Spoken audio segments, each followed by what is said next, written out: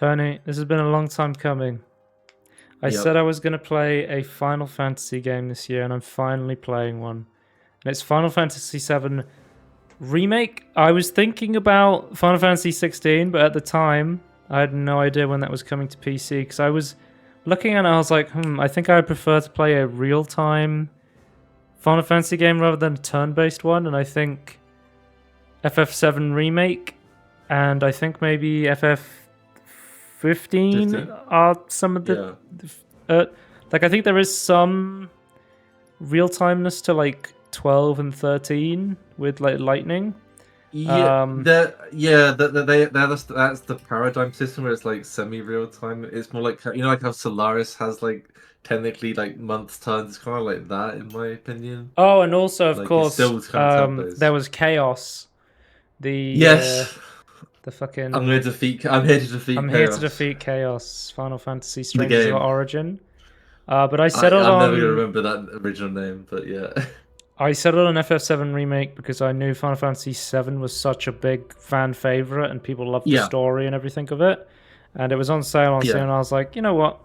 It's on Steam now. I'll grab it. I'll try it. And I've not got around to play it yet, so I'm hoping you can explain some things. But I have played the entire game. I think I did pretty much all the side quests, and I've finished the DLC as well. Which is there's a DLC because this is called. Everything. This is Final Fantasy. I didn't do everything because I skipped a lot of the DLC side content because I wasn't interested in it. Okay. But I played pretty much everything in this base game, and then I played the whole story of the DLC. So this game's called Intermission. It's called Final Fantasy VII Remake Intergrade. And then the DLC is called Intermission, and it's like this whole side story thing that takes place completely different from the actual story. I think it's kind of crazy how close we're getting to Final Fantasy cutscenes in terms of quality. The actual. I was switching between the cutscenes and the gameplay. I was like, man, we're really not far off at this point. You know the original cutscenes for the original Final Fantasy VII were the main cutscenes were really good. This game default is better than those cutscenes. I just find that crazy. Yeah, it is. We surpassed. You think about old cutscenes. I was back in the day when I was a kid. I was like, oh, imagine if this was the whole game. Now we're past that. It's like, oh, that's crazy. We talk about really high end cutscenes. You think about Final Fantasy or Blizzard. Always has crazy high level cutscenes, and I feel like we're playing stuff like Hellblade 2. I'm like, holy shit, we're not quite Blizzard. We're going nuts with cinematic quality. Hellblade 2 might be Blizzard level, but I think even then, I think there's some. Every time I was watching a cutscene, styling that's missing. Every time I was watching a cutscene in Hellblade 2, I was like, man, this is crazy, and I was like, wait a minute, I can move around. This is in real time. Okay. Maybe two, I haven't seen 2 properly, so maybe 2 is at that point. 2 is nuts, especially on a high-end PC. The high-end monitor. So I chose this as my first ever Final Fantasy. I went for something more real-time. There's options when you start the game if you want to play in classic or non-classic. So the difference between classic and non-classic is in the normal mode, you basically, when you play as a character, because you have a party, you always have a party of up to 3 people. The main character you play as is Cloud, so the game determines what character you will play as, and then sometimes it gets switched as the game goes along and you get separated from other people. And then people come and go from your party, and you basically switch between people in your party. And if you play in the normal mode, the game won't make the AI do any actions unless you physically go in and switch and control them. And then in the classic mode, they will do actions on their own. So I was playing on the normal mode, and it took a while to get used to it, but you do start to get into micromanaging all of the different characters, right? Is it kind of like an assist feature, or do you physically switch to the other character? You physically take them over, and you choose all their actions. So it is like the old turn-based. So you have a thing called an ATB bar. So what's different about this game is, so for example, items, you in the turn-based game, you could just use them whenever, right? So you can be like, oh, I'm going to use a health pot here. But in this game, you have to build... You got like 3 left. You have to build like an ATB gauge, which is basically like your energy bar. Yeah, so if you want to use like a health pot, you have to charge it up by like auto-attacking. So there's 2 ways to gain meter. There's blocking attacks, and there's attacking yourself. Yeah. Okay. So just, it's still just like, it's kind of skill-based though. Yeah, and it's much more like hack and slashy. So like, especially when you play Cloud, you go in and you just smash them with your sword, and you do like overhead strikes and whirlwinds and stuff like that. Because like, my criticism with like The Witcher and like Cyberpunk is that always been like that you can just like stuff a lot of healing items at once. There's like there's nothing to prevent you or like.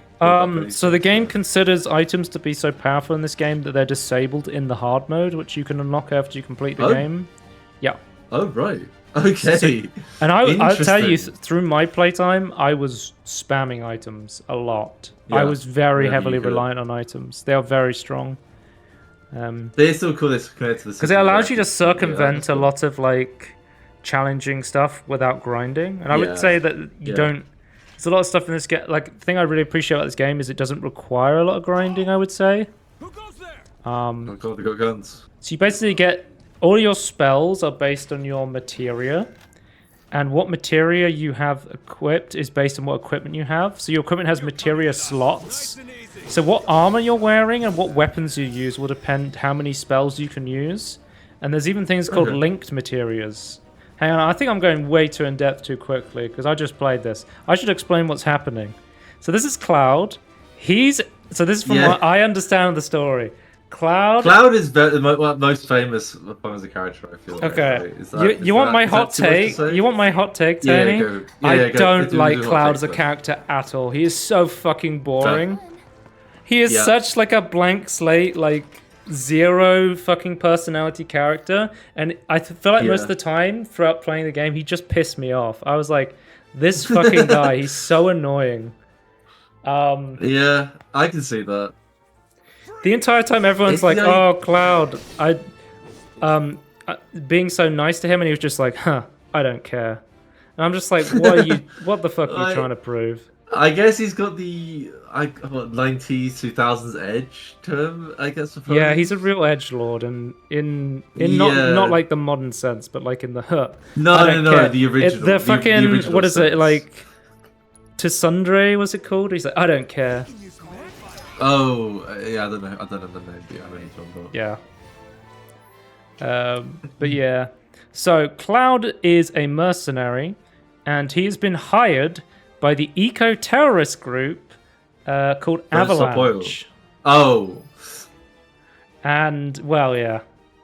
And what Avalanche... So, basically, you're in a place called Midgard, I believe. And it's controlled by basically a big company called Shimra.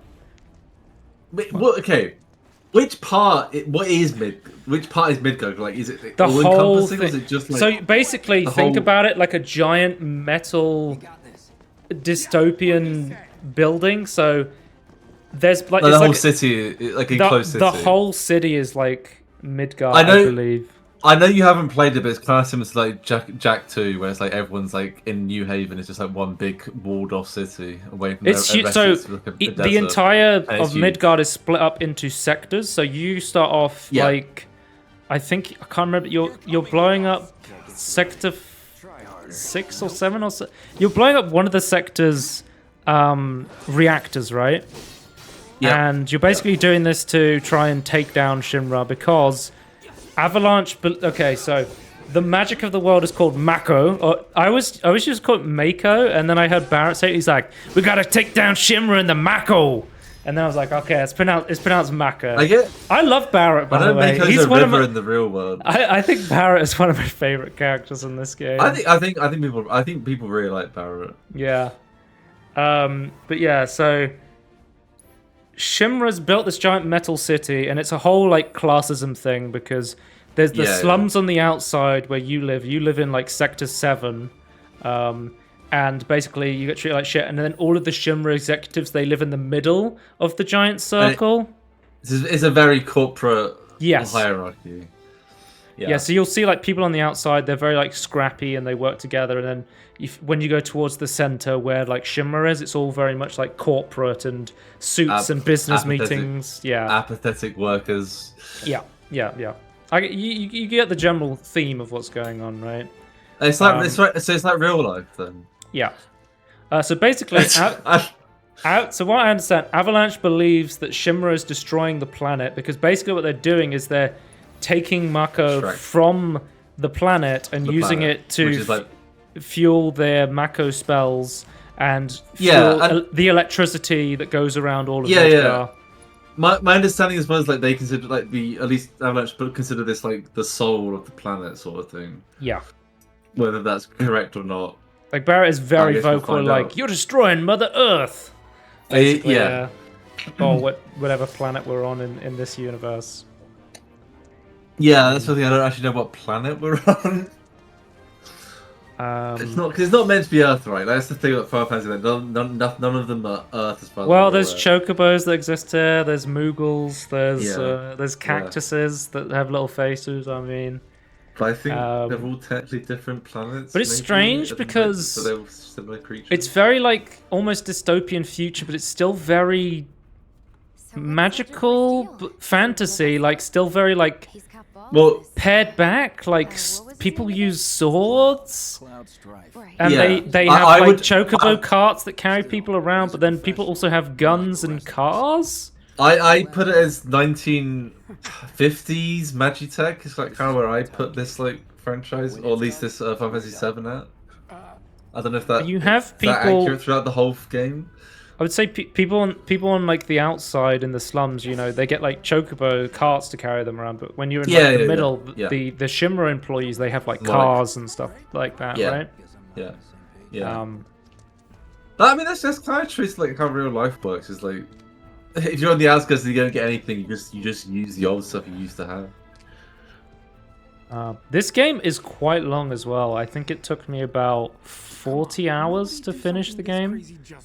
Okay. And there's quite a lot of chapters. But that includes the side quest as well, though. Yeah, but I would say that even then it's still a very long time without the side quest. Yeah. It'd probably still be about 30 hours or something without the side quest. Okay. Oh, by the way, I was expecting longer, to be honest. I don't know why. Well, here's something I'll get into. This game is very much... So this game is set up to be a third of the story, because you have Rebirth, which carries on, and then there's another game coming after that, and they're splitting up into multiple games, and it really feels like a third of a game in terms of like the overall story and everything. Like, as somebody who doesn't understand the wider complex context of Final Fantasy VII, I was very confused at several points. To a point where I was just like, what is happening? I don't understand. Considering that's the entire point of the first third of the story, I feel like that's kind of a failing of the game. Yeah, it felt... I'll just go and say this now. Like, my biggest thought while playing Final Fantasy Remake Integrate was I felt like I was on a roller coaster. Like in a theme park. And you had no idea what you guys got into. FF7 Remake is very linear. Like, there's not a lot of time. Like, there is certain chapters that are like, okay, go. You can walk around the city and do side quests. Yeah. Most of the time, the game's like, here's a level, go here. Here's where you need to go. Yeah. Here's some yellow paint. Go this way. You know. Other than Final Fantasy 15, I think that's a lot of Final Fantasy games. Yeah, but it feels like because the game has soundtrack really fucking good of Final Fantasy VII. I think it got an award the year it came out, but I'm like, that makes sense. Like, there's a section in the underground where you're fighting stuff, and there's this song called High Five, and it's like this mixture of like this orchestral theme to like electronic music, and I'm like, this is so fucking sick. Are these considered new music, or is it like remixed old? Like, I think a lot of the songs are new. I'm not sure. I think I talked about this on the podcast a long time ago, where when Final Fantasy VII came to Steam, it won Soundtrack of the Year, and I was like, hey, this is probably using the soundtrack from FF7. Isn't that cheating? And I'm like, I don't actually. I think a lot of the music is newer. Actually, I think they did make a lot of new music. I know the other thing is, well, even if they did like in other remakes anyway, like when they do reuse the music or like polish it up, they still add more music because like normally the original older games have a lot less music in them. But they did a really good job of like these big orchestral epic music, and then there was also like fast-paced, cool battle music, that sort of stuff. Like the graphics, I was like, man, this looks so good. Like the polish is really good on this game. Considering it was like a base PS4 game, like sometimes when you look in the distance, you can be like, okay, I can tell that's like a JPEG image of like, yeah. But still, then knowing that this came out on the PS4, playing this makes me go, man, this looks so good. I can't wait to see what Rebirth looks like on PC. Because I know that that's a PS5 exclusive, and I'm like, okay, I understand they had to pare back this game, but man, does it look good. But again, that just leads me more to like the theme park feeling, where I'm like, it looks really good, but it's very linear and you're very like held back, and it feels like it's definitely made for fans of Final Fantasy VII more so than it's made for people who've never played a Final Fantasy VII. Yeah. Is one thing I would like, you know, if you went to Disneyland and you went on the Mickey Mouse ride, and it's like, oh, I know all these characters from Mickey Mouse, like. Yeah, if somebody walked need to set up the characters. Like, imagine if somebody walked into the Disney park and they had no concept of what a Mickey Mouse was. That's how I'm feeling right now. They're from, But again, that is, if this is meant to be the third of the story, that is meant to be the point. You're meant to set up the world, the characters, the conflicts, the goals, or at least the starting goals of all the characters, or at least the characters you know of. So, when I looked at the game, I was going to play with mouse and keyboard, but the mouse and keyboard control binds were awful, and I was like, fuck this, I'm just going to play with a controller. Are they rebinded? Yes, but I was like... You just didn't bother? No, I was just like, it looks like it's been designed for a controller, I'll just play it on a controller. Okay. And it works pretty well, it's like a hack and slash game, so... Okay. I'm wondering if there's some stuff you can do so you can bind more keys. But basically, the way it works is you can... When you get into a battle, you can it basically slows down time to a crawl, and then you can go through a menu and select certain items. But under your battle settings, you can put like 4 quick binds onto your character, so I can very quickly go, okay, I'm going to do my sword dash and attack somebody on like a keybind, so I don't have to go through a bunch of menus. So like attacks and heals and potions and stuff I use very often, I can quickly do those in the middle of battle without having to slow down, which is nice. But it's quite limited because there's only a certain amount of controls on the controller, right?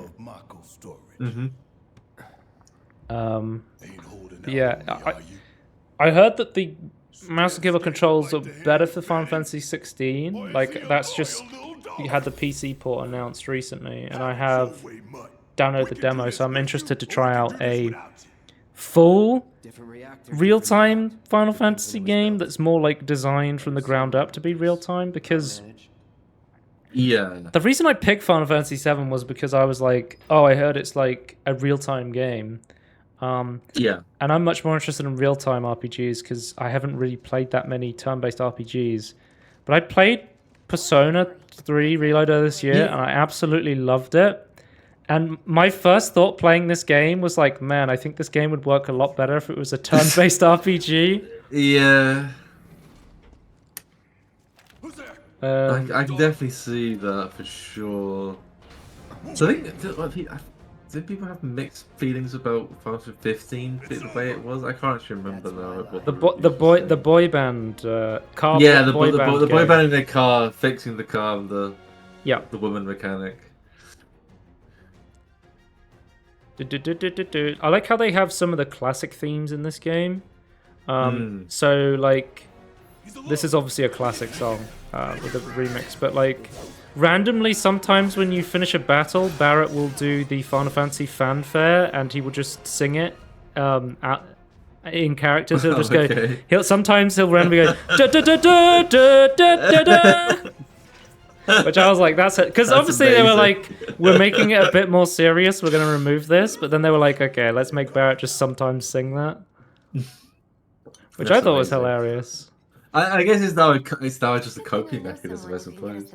There's a lot of music in this game. Like there's records you can collect, and then there's a jukebox in all of the major cities where you can play music, which I really liked. So one of the things I did, I just collected records and I just listened to the music, and I love. Yeah. Okay, so here's something I think may be common with Final Fantasy games. I love the side characters in the world of Final Fantasy more than like the main stuff. I love how like weirdly sincere a lot of like the random characters you interact with. Like Midgar is a strange place, but it feels like a place where people live, and it feels like it feels like a real place. Yeah, but it feels like it's bustling. And yeah. When I was playing through this game, I found myself wanting to do a lot of the side content a lot more, where it's just like, oh, this, more compelling characters. You know, this person wants me to go off and go on a quest where I have to find the Angel of the Slums and find out who is, you know, saving all the slums people, you know? Which is, I don't know, it's interesting. Oh, here's Tifa. Also, there's another game that goes along with this called Crisis Core, which I think was a prequel to Final Fantasy VII, and it was a PSP game, I think, but they remastered it. Right. But I didn't play Crisis Core, and I'm like, because it features a character called Zack, who is also in this story at some point. I feel like you need a master's in history to be able to figure out which game does what and what does. But also, so this is, you know, Shinra headquarters. Sewer rats appear to call themselves Avalanche, sir. They are like, you know, your Resident Evil. They reminded me very much of Umbrella Corp. Yeah. 100%. Where again, like, is that just evil capitalism though? Is that just the Umbrella Corp feel? We're like, we are evil because we are the bad guys because we are so evil. I see it as like they've got all this power and they enjoy having the. It's power. Because my experience with Japanese stories is like I've played a lot of Resident Evil games, so I know like the Weskers, and I'm like, their motivations just make no sense. Somebody pointed out the other day, like in every Resident Evil game, you fight a guy and then he stabs himself with the T-virus and he turns into a giant monster and he's like, haha, I'm going to kill you. And it's like, and somebody's like, yeah, but what would you do if you killed them? What were you just gonna live the rest of your life as a giant fucking monster? Like, what was your plan here? I guess they're so defeated that they might as well try it. Yeah. But yeah, I think they're just enjoying being evil. They'd rather be evil than lose. But yeah, Shinra feel like very, you know, mustache twirly, cartoony like villains at some times. There's definitely a lot of like silly elements to the story, I would say. Yeah. Which, you know, I think it's of its time sort of thing, because this game came out what, like 30 years ago, 20 years ago, something like that, like a long time ago. But yeah, so that you get into this element where you're controlling multiple characters. So Cloud's like very much close range. Then Barrett has like a gun, and he has a special ability where he can go like all out and just fire like a big beam at people. I don't know if there's like, there is options in terms of like micro options in the story. So there is like sort of choices, but it doesn't really affect the overall story. It's more so for side quest content. So yeah, you can, I think that's like for example, you can choose to give a flower to one of the two girls in the story. Like you can give it to Tifa or Aerith, I think it is, and it does slightly change things. But I think for the most part it is. Yeah, like I think there's a chapter of the game called Chapter 9, where like entire side quests will be locked off based on your options, but it's not like main story sort of stuff. Yeah, I think that's fine, because you don't always have to have different endings or stuff. I think it's fine to just have like localized choices and consequences. My turn. One thing I found about like trying to fight stuff as a Final Fantasy does this thing where you fight like flying stuff as a melee character. You will just like start going flying up, so your character will like jump up into the sky and then you'll be like slashing in the air, and it's one of the most like jarring things ever. It is really The anime weird moves. to play. Yeah. I don't know how to describe it. I don't know. To me, that's just Final Fantasy. So Yeah. I think So I just find Japanese symbolism of sword stuff is just very weird like that. but basically, as you defeat characters, you will gain XP.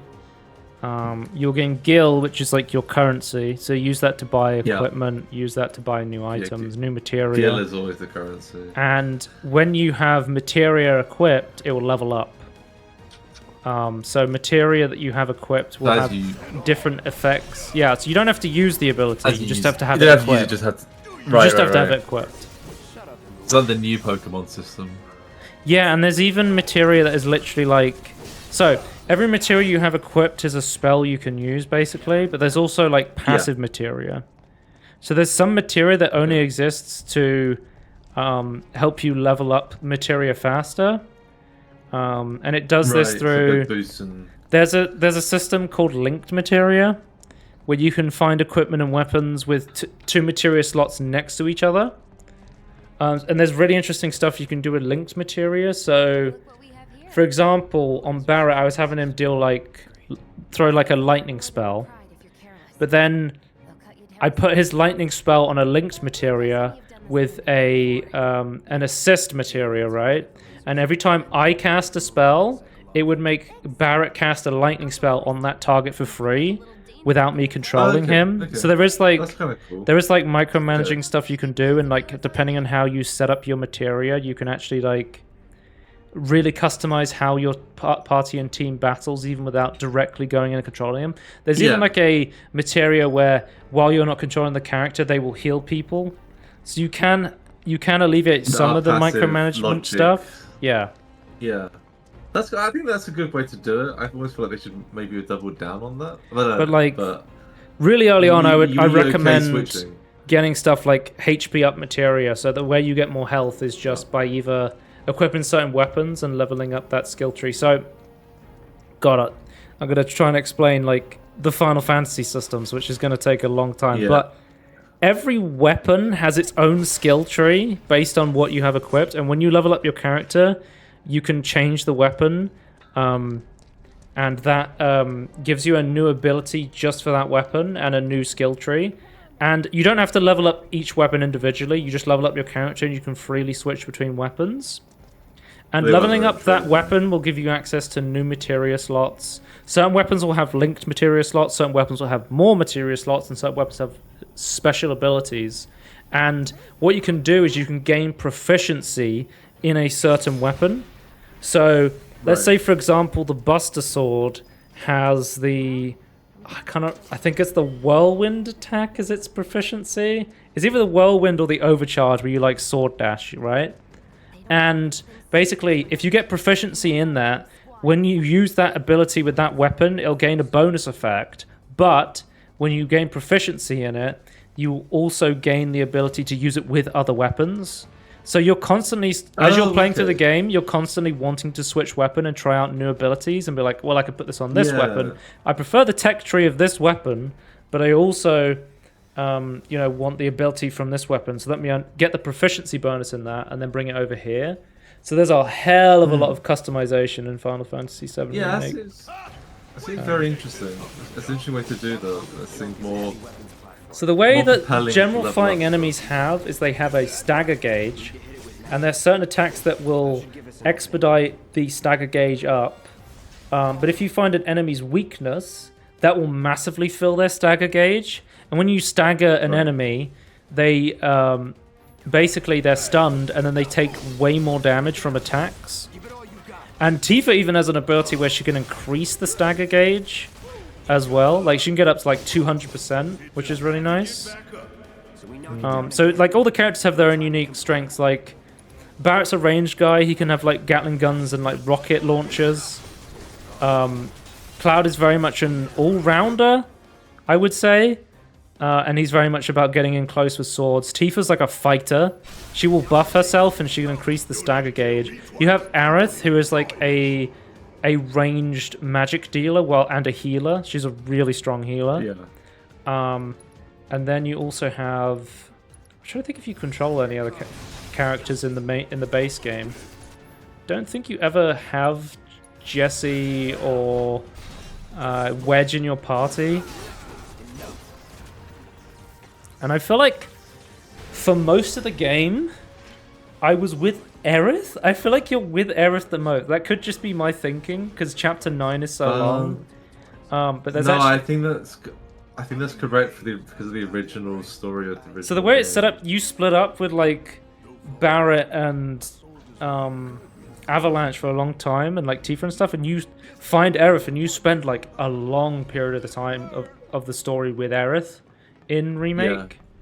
And I was like, when's Barrett coming back? Because I feel like I've been apart from these characters for so long. Yeah. And especially because like a pacing issue with that, or is that? Well, I was like, Chapter 9 is like one of the longest chapters as well, because you are in like this like Sin City market where all the black market dealing goes on, and it has like loads of side quests. I would say it's the wildest chapter of Final Fantasy VII. It's my personal favorite chapter. This is, I don't know if you've ever seen it, but this is where Femboy Cloud comes into play. I have seen. Yes. The bee outfit. Yes, where you have to dress up as one of Corneo's brides in order to break into his mansion. That's so funny. Yeah, I was like, and to get to that point, Tony, you have to do like a fucking rhythm game dance on a stage, and I was like, I want more of this. More of this, that'd be so cool. As an option, maybe not like chapter 9. I was like, I wish there was more Chapter 9. Like, I don't care for like just going through factories and fighting random bugs and robots. I'm like, I wish there was more like interesting weird shit. Like, Remake integrate. What if the factories had interesting reasons to attack a factory? Like, really, that would help. Remake integrate is full of like mini games as well. So in Seventh Heaven, there's like a darts mini game. There's a side quest where you do like squatting. It's like a rhythm thing where you have to do it on a timer, but it also like slowly over time it disappears, and you just have to do it on instinct. I feel like with this first game, they really went, oh, we've got a bunch of ideas. Let's throw them at the wall and see what sticks. I'm hoping that... I don't know anything about Rebirth yet, but I'm hoping they went, okay, this worked, this worked, this worked. Let's stick with this stuff. Because it feels like this game is very much an experiment sort of thing when it comes to a lot of like mechanics and like their ideas for like mini games and stuff. This is one of the first like big remake. I mean, I know about other ones. I think like Resident Evil 2 remake came out before this, right? I mean, there's been remakes for a long time, but you mean like... No, but I mean that more the modern remake cycle that we've got at the moment. I think it's very much a separate era of remakes at the moment. But yeah, we've always had remakes for sure. Yeah. But I was very much accustomed to like, okay, I've played Persona this year. I understand like, because there's I would say it's almost a mandatory materia where it's basically like the ability to scan your enemy and it will tell you their weakness. Yeah. It's very much like because in Persona, right, which is another JRPG, that is turn-based. This is not turn-based, but it was turn-based. The idea of that game is you encounter an enemy, you find their weakness, you exploit their weakness. Now it's very much like. At least how I play it, the general idea of this one is, okay, here's the enemy, what's their weakness, let's try and exploit that if I can. Because that exploiting an enemy's weakness not only deals more damage, you fill their stagger gauge, and if you can stagger your enemy, you can defeat them a lot easier, right? Yeah. So that's like the general gameplay loop. But we're just going to blow up a quick reactor, you know? Go on, do the honors. Prove to me you're the man Tifa says you are. I think this was part of the original demo of Final Fantasy VII Remake Integrate as well. Was like the first section. So. Yeah, I think so. I remember the train. But basically, the general idea of the story is you blow up this reactor, and it blows up way bigger than you thought it was going to, and it basically kills a bunch of innocent civilians. And Jesse's like, I swear I didn't mean it to go up this big, and then... Okay, here's something that really fucking confused me. The game never explains who Sephiroth is. I understand who Sephiroth is from greater context, but he is taunting you the entire fucking game, and it never explains why.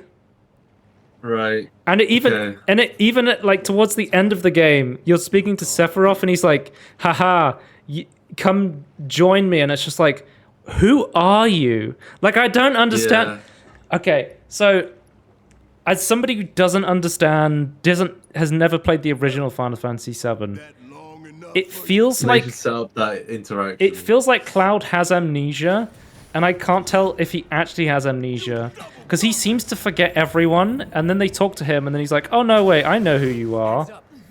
But it's like, it's also really confusing because I don't know who they are either. Yeah. But it's not set up in a way like, oh, he definitely has amnesia. I think he is supposed to know some of these characters, but it's like, oh, but if you understood the wider context of the original game, you would know who this was. Yeah, but that's the whole point of saying, It feels like they're doing a lot of, like, fans. Like, they're doing a lot of, like, oh, here's that character from Final Fantasy VII. I'm like, I don't know that character. I've never played this game before. Yeah. Unless they're going super hard in the, he already knows this character, why would he make a deal of it? It's like, yeah, sure, the characters wouldn't do that, but the story's meant to introduce it to the to the reader, to the viewer, to the player. That's kind of the whole point of these stories. Yeah, I don't know. Like, yeah, it seems very weird. Because obviously I went into this as somebody who'd, you know, I've never played a Final Fantasy game before, let alone Final Fantasy VII. This is your first one. So it was very much like, hey, remember this character? And I'm like, no, I don't know who that is.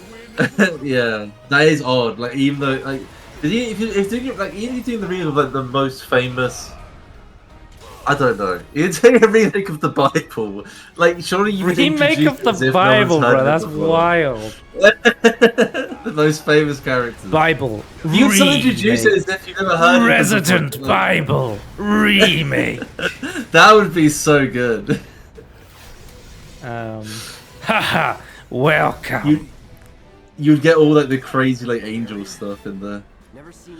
Yeah. Basically Bayonetta. Maybe I should go over my general thoughts of Final Fantasy Remake. So, when I Do you played... want to time for this?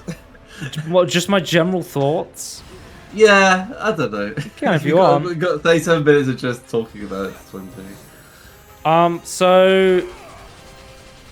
Man, so when I played... Okay, I'm going to talk about Persona 3 Reload a lot right now, because I played Persona 3 Reload as one of my first ever Persona games, and I was like... Immediately as I started playing it, I was like, I love this game. Like, I love everything about it. Really? Yeah. Final Fantasy, I was like... really torn. There was some things I really liked, and then there was other things I was like, man, this is fucking annoying. Like, I didn't, like, immediately fall in love with Final Fantasy Remake, and I think there's some stuff they could definitely improve with the next game, like... Yeah. So the combat took a while to get used to, because you're basically controlling several characters. You have to basically set up several... So the game does allow you the ability to, like, auto-level your weapons. But I was very much just like, no, I want to learn everything. So I was just like, every time I leveled a weapon, I had to go in, pause the game, level up their weapon, and then I would like, okay, I want this ability, I want this materia. And then throughout the game, oh my god, the game would make you switch characters. And when you switch characters, they would keep the materia. And then when I was fighting, I would then have to go and pause the game, go into the menu, switch my good materia off the character that went off screen, put it on the other character. And there was this part in the fucking game where you're just constantly going into combat encounters and then switching between characters. So I was like, okay, take the good material off this character, put it on this character. Okay, I've switched characters now. Take it off this character, put it on this. I was just like, oh my god, there's so much unnecessary like micromanaging you have to do in this game. It is so annoying.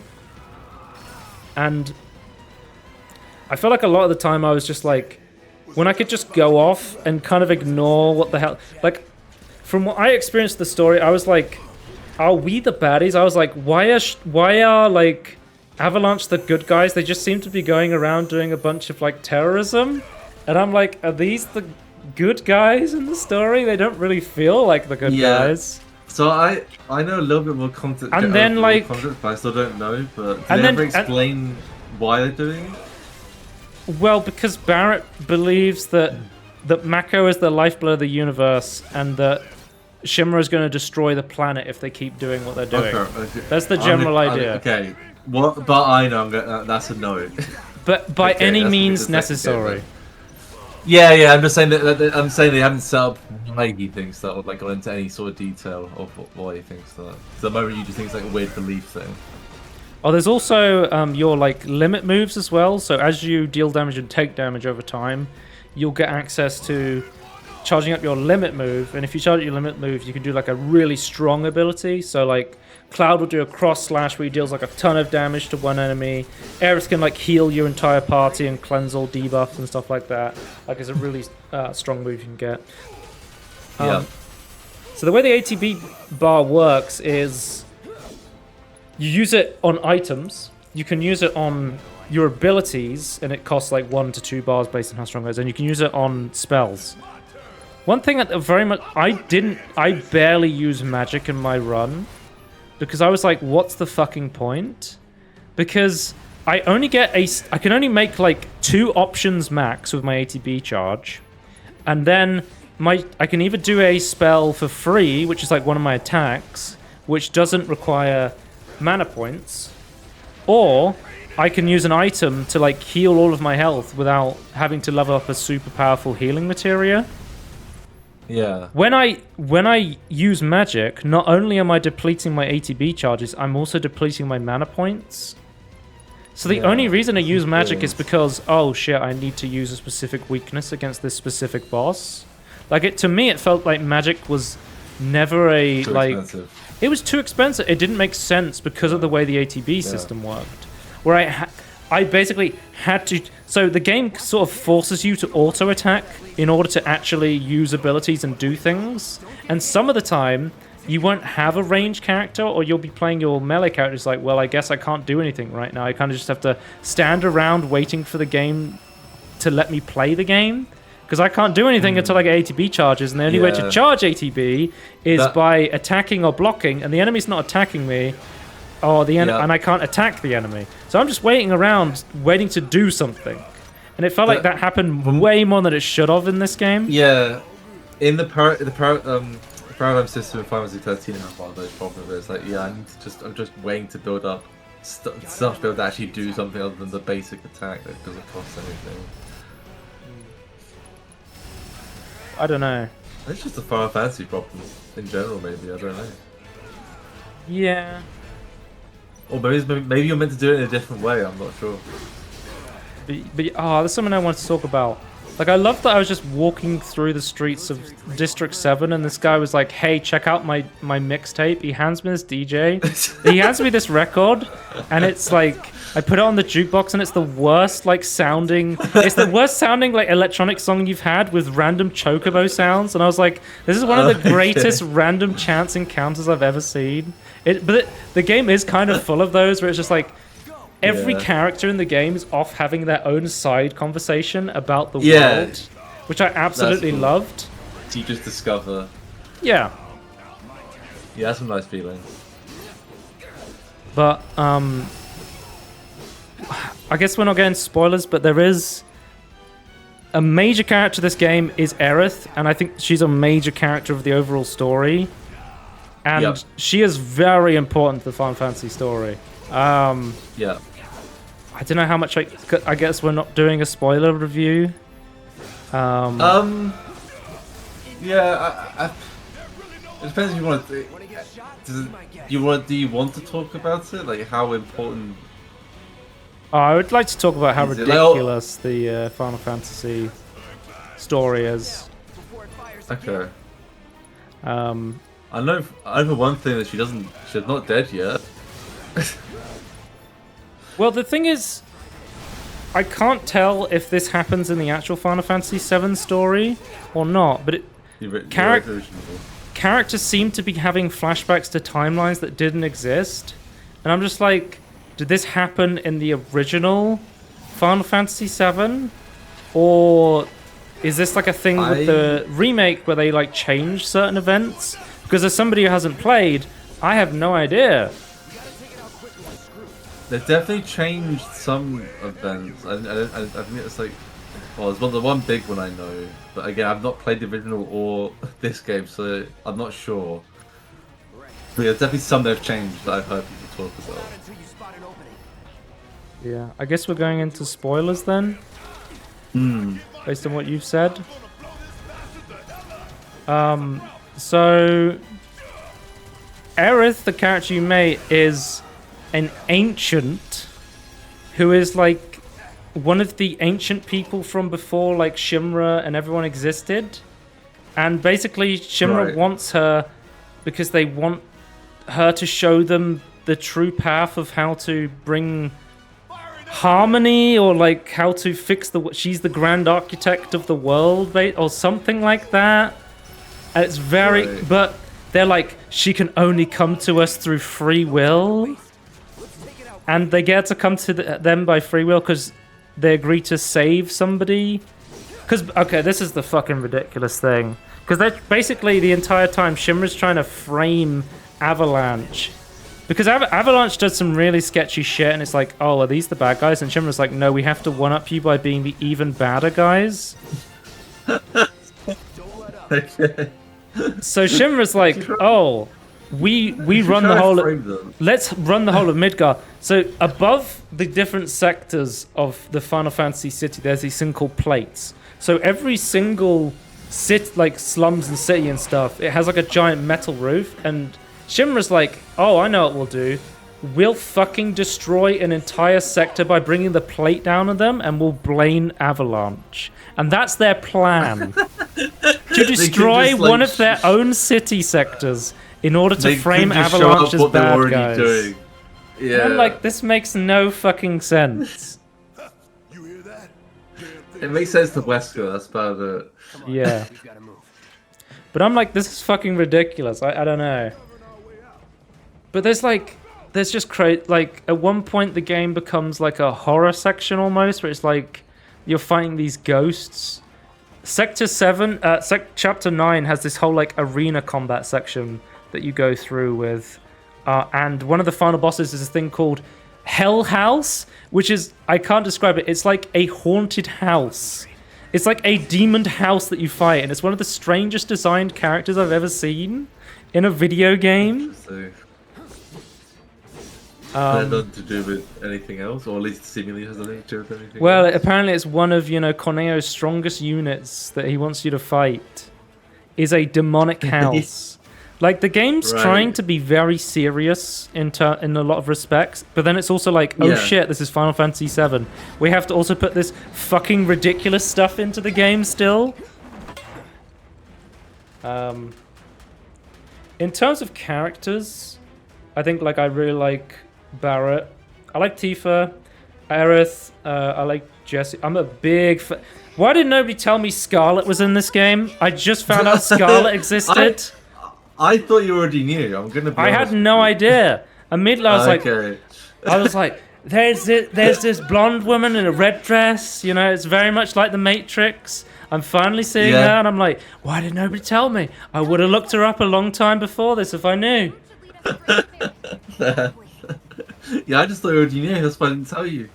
Like, I'd never played Final Fantasy VII before. I knew who Tifa was. I mean, it's hard to not know who Tifa was.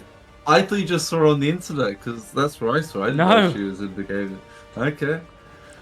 But don't worry, there's an entire section of just Scarlet in the Intermission DLC. Yeah.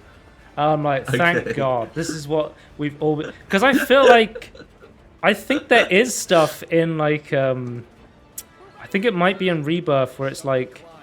You can choose certain characters to try and romance in the next game. There is some sort of, like... semi-romance system in the... Because I'm a Persona player. I have 6 girlfriends in Persona.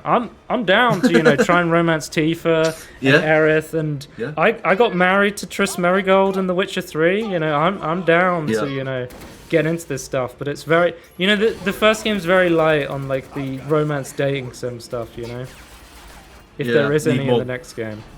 Soldier boy. They're here. Take them down. Oh yeah, there's a whole like he's an ex-soldier boy up in here, where he's like, yeah, I was gonna say Soldier Boy.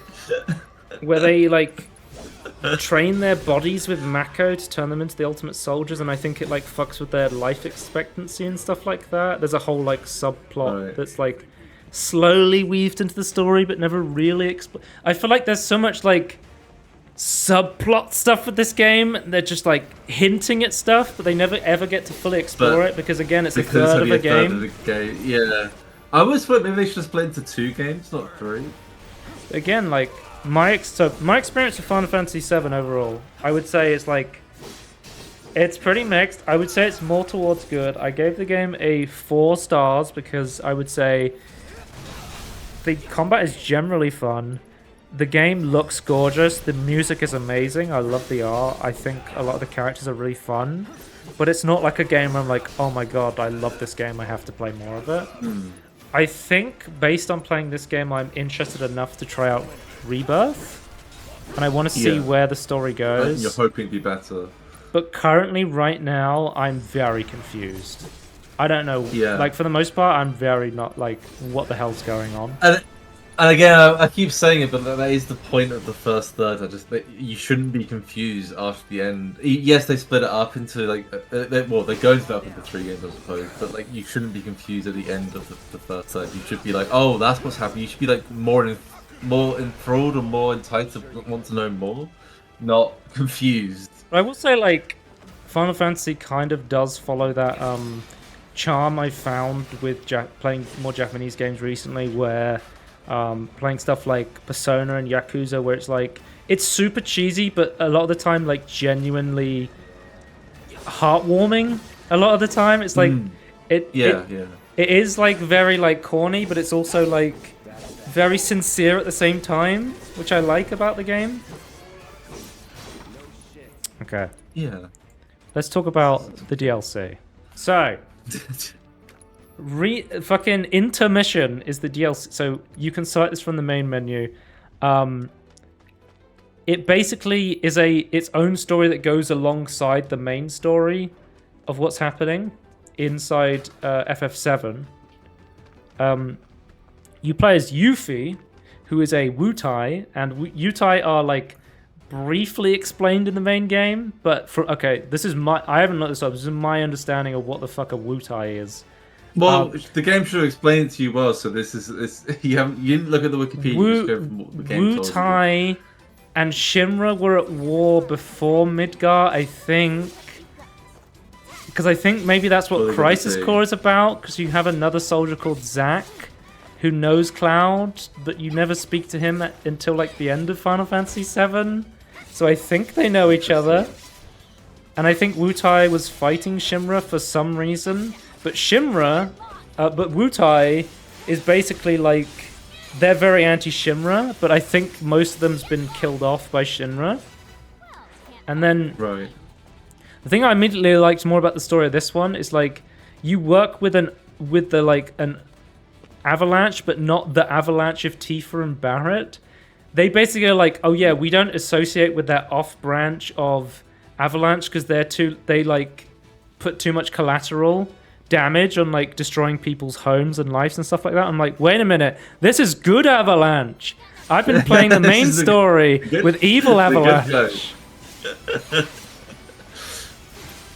But in okay, so another thing I really loved about this DLC, it's fairly short. I mean, it took me, skipping side content, it took me about 4 hours to complete this DLC. It's quite a lot shorter than the main game. But stuff I really like, you're a ninja in this game. Okay, I should have explained this in the first part. Oh my god. So, you know how in like PS4 games, in order to hide loading screens, they would make it so you slowly walk through crevices? Oh, there is so much of that shit in Final Fantasy VII Remake that it's so... Every minute, the game slows you down constantly. Any chance it gets to slow you down, it's like, yep, I'm slowing you down again. And it's like, bro, I have an SSD.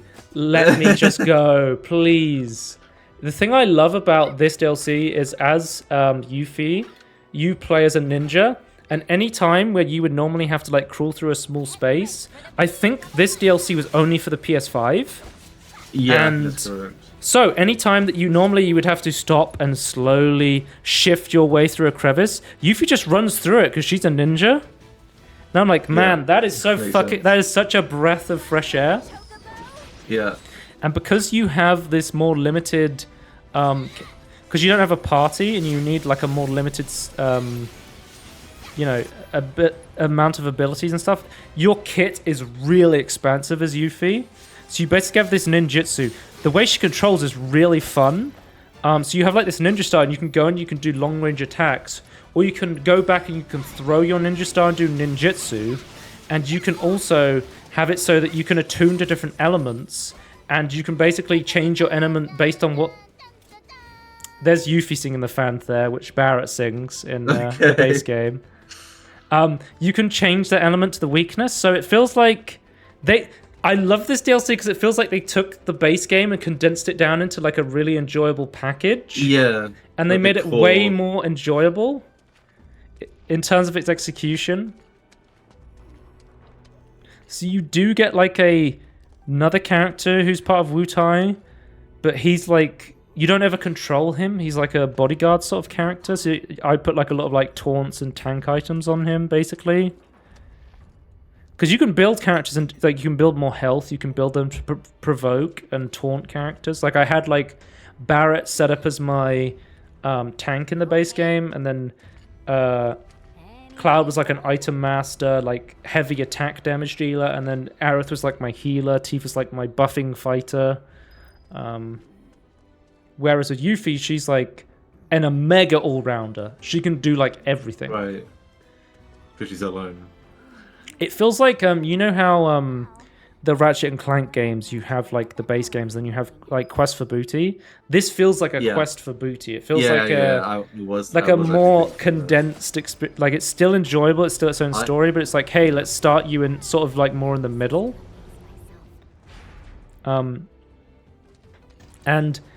Tony, I finally got to experience what all the Final Fantasy VII fans were experiencing. Because the whole time they were playing the base game, they're like, oh, it's Seven Heaven. It's the Honeybee Inn. And I'm playing the DLC in this unrelated story, and the whole time you're going around and you're doing stuff that's adjacent. And I'm going, oh my god, it's Jesse and Wedge from the base game over there. Oh my god, it's Seventh Heaven. Finally, I'm getting let into this park ride, you know? You went on it a second time with the offshoot with like, oh, here's the second one, a teaser. You know, I am now part of the fan service, you know, because I get to see it as somebody who's already played it, which makes the DLC really enjoyable because it's condensed. I understand the mechanics of the base game already. The character design is really good. Like I think Yuffie is like by far the best designed character in the entire game. And you get to go on this whole subplot with really... You don't have to speak to fucking Cloud. There's interesting characters that have their own personalities. Just remove Cloud. Swap Cloud out for someone else. Swap Cloud out for Fanboy Cloud from chapter 9. Yeah. Give you an option. Just be Fanboy. Yeah, that'd be great. I feel like that is like kind of its time was just like we weren't really bland main characters. So I think bland and edgy. I think Yuffie is actually in the original Final Fantasy VII, but I don't think she comes till later. So I think she is going to be part of the Rebirth and the later games. So it is nice to play this now and be like, oh, because when you finish this DLC, you get an additional cutscene for what's going on at the end of the intergrade. Okay. So you do get like a little bit more stuff. I wonder how much I would have liked Intermission if I played it first. Because I feel like it was I don't think as much. I feel like it was so good because I had the knowledge of like 40 hours of FF7, and then I was like, oh, but it's condensed. Great character design, great characters, like it's really fun. But you'd be confused about the story and like what the goals are, surely. Okay, so also I actually gave FF7 Remake base game a 3.5 star. I gave the DLC 4 stars. I thought the DLC was like a lot better in a lot of ways.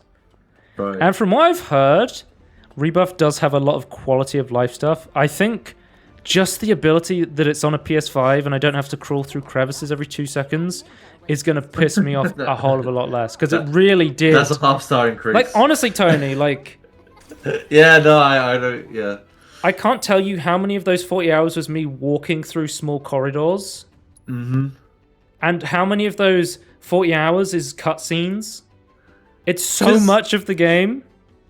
Because you'll say like, well, you, like the crawling through stuff to like hide the loading screens is fine, but like if it becomes so prevalent that it might as well be a loading screen, then like, you're not really hiding anything. I like the accessories in this one as well, because it was like, oh, this accessory has more materia slots, but if you use this accessory, it levels up the materia in it quicker.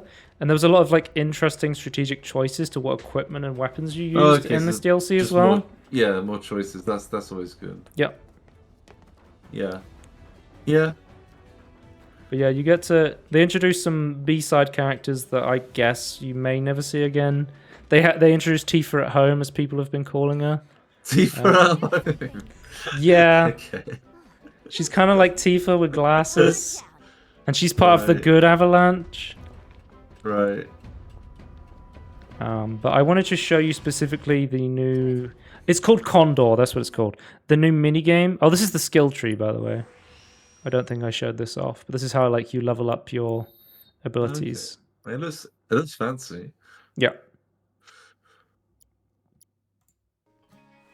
This is Tifa home. I can't remember what she's called. I don't remember any of the characters, like the side characters are called. Then why don't I join ya? Nah, I got this. But I will explain to you, Tony, why I didn't do the side quests. If I can find the point. Okay, so FF7 has a... So FF7 has an entire minigame inside of it. And so instead of doing a bunch of different minigames, they were like, no, we're going to do a Clash of Clan board game called Fort Condor. And it's essentially like a real-time tactics game where you have to keep spawning units. So all of like, whenever you went and talked to different characters, that you could be like, hey, I want to fight you in a game of Condor. Almost like Gwent. Yeah. But I didn't like that. I played one game for the tutorial and I won it. And I was like, the reason I didn't do the side content was like, I didn't like Fort Condor. I understood you had that to do it for the side content. Well, most of the side content was just facing people in it was just Condor okay. matches. That's almost not... Well, it's side content, but in a way that's just like one part of side content, I suppose, is how I would look at it like that. So there was other stuff you could do apart from Fort Condor. It's like, oh, you can find all of the posters for the turtle shop, or maybe I liked this DLC more because I didn't waste as much as my time just doing random side content. Yeah. But I really liked the side content stuff I did in the beta. I enjoyed the side content stuff more. Yeah. But in this one, it was like you can run around and find posters, and I was like, I don't want to do that. I don't want to play Fort Condor. Yeah. That's interesting. But yeah, you basically, it's almost like an RTS, and I was like, you can understand why I didn't want to play like an RTS game. My issue with these sort of things is like, like it's an RTS from like really close up. Speaking of Gwent, Tony, seems a bit awkward. Okay, so the first FF7 has a bunch of mini games. They're just throwing shit at a wall, see what happens. In the DLC, they went, okay, we're doing Fort Condor. From what I've heard of Rebirth, the minigame in that is a card game called Queen's Blood, and people really seem to love it. So I might just be spending all my time in Rebirth just playing Queen's Blood as like a substitute for Gwent. It sounds better than this, that's for sure. So we'll see. I think I'm gonna be honest. I think I've said this before in other videos or on podcasts. But like I really appreciate when they stuff games with mini games. I really enjoy mini games. Yeah. And I think, obviously there's a limit, but I feel like variety is good when it comes to minigames, instead of like committing to like, oh, we want this really well polished like minigame we do lots of times. I'd rather just have lots of based on FF7, ones. I would rather have one really polished one. Like I want Gwent. I don't want a bunch of different shit. Yeah, but you can. But as long as you don't have to do it, you can just not do it. That's kind of my thing. I don't know, because here's the thing though. Like, fine, like you like Gwen. I don't know if I'd get along with Gwen. So. But yeah, if you've Like, what somebody, you don't like you don't like the one polished mini game. so I'll just give my. I want to say is have at least 3 mini games. That's what I'm going to say. So just to give a conclusion, if you're somebody who's never played a Final Fantasy game, should you go into this game? I don't know. I'm very mixed because I would say maybe wait until all the games come out, but even then that's going to take a really long time to go. Maybe play Final Fantasy 16? I don't know, or even maybe play the original Final Fantasy 7. I don't know where. Honestly, I don't know where's the best place to start. I don't think you want to play Crisis Core. I think you'll be more. Yeah, I was confused. saying that could just would that be even more confusing? Cause, like, I think people recommend to play Crisis Core after Final Fantasy 7. Yeah, I've talked about this before. It's like, yes, in universe something might like come out before, like Star Trek Enterprise, for example, comes out in the universe before TNG, right? It's like I'm like, no, don't start with Enterprise. Watch it in the order it was released in real life. Yeah, I have mixed thoughts on the base game of Final Fantasy 7, and I really liked some stuff. I really didn't like stuff. I liked it enough to finish it, and I liked it enough that I'm interested to see where they're going next with the next game. But I would say, if you've played, story speeds need to be improved. If you've already played the original Final Fantasy 7, I think you would get a lot out of playing the remake. Yeah, you already know the and I think if you have played the base game of Remake, but you haven't played the DLC is really worth playing. It's not too long, and I really enjoyed it. I thought it was really fun, especially if you like the base game. That's fun. But yeah, that's the end of the Tangerine on Final Fantasy. Tony, I said it was good. Tangerine on one game. To talking about like an entirely new, series of games and going into it, it's gonna take a while to get all my thoughts out because, man, like Final Fantasy is like a behemoth to get into. Yeah. You're almost talking about, even though you're just about one game, and DLC, you're almost talking about an entire franchise that doesn't. It's very big and complex regardless of how you approach it. Yeah. But yeah, it's done. You finally played it. Yeah, well, okay. I have a question. Yeah, are you happy? Are you happy this was the first one you started with? Like, what are your thoughts? Would you recommend this yourself? If I could go back in time, I might say wait. Yeah. The problem is I haven't played Final Fantasy 16 yet, but I think I might prefer to play a game that was designed from the ground up to not be a remake of a story that's already happened and to be split into parts, and also a game that's been designed from the ground up to be a real-time game. Yeah. Maybe even like 15 might have been worth it. Yeah, potentially. I don't know. I definitely learned a lot about Final Fantasy playing this game. That's for sure. Yeah. And it definitely was. There was parts I really liked about the game. As I've got a lot of the songs on my game soundtrack for sure. Would it be fair to say there was lots of highs, but also lots of lows, with some questionable stuff as well, as like a vague generalization of as a review? I would say a lot of highs. No, I would say some highs, a lot of average stuff, and then a couple of lows. I wouldn't say there was that many lows. But it's mostly just like, this is little annoyances and quality of life stuff that should be there's a lot of stuff I felt like, they could fix this. Yeah. They could fix they could like tighten this up. And that's my hope.